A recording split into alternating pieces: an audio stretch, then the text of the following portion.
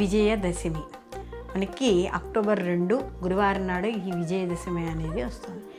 ఈ విజయదశమి అంటే మనకి దశమి మామూలుగా విజయ ముహూర్తంగా చెప్తామంటే ఈరోజు ఎవరైతే ఈ విజయదశమి ఈరోజు విజయ ముహూర్తం అని ఉంటుంది. ఆ ముహూర్తంలో ఎవరైతే పనులు చేయబడతారో ఆ విజయాన్ని సాధిస్తారు.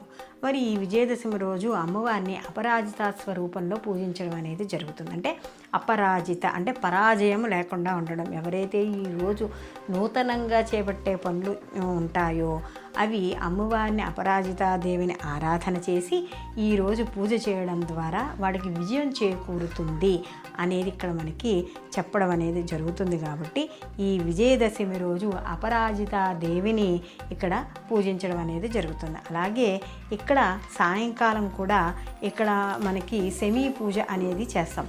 ఈ సెమీ పూజ కూడా మనకి విజయ సంకేతంగా చెప్తాము. సెమీ వృక్షానికి పూజ చేసుకుని ఆ యొక్క ఆకుల్ని తెచ్చుకొని పెద్దవారి చేత వేయించుకోవడం, ఒకళ్ళకొకళ్ళు ఇచ్చుకోవడము, ఇవన్నీ కూడా మనకి ఈ సెమీ పూజలో మనకి కనపడుతూ ఉంటాయి. కాబట్టి ఈరోజు అమ్మవారిని అపరాజిత స్వరూపంలో పూజించడము, అలాగే సాయంకాలము సెమీ వృక్ష పూజ అనేది ఉంటుంది.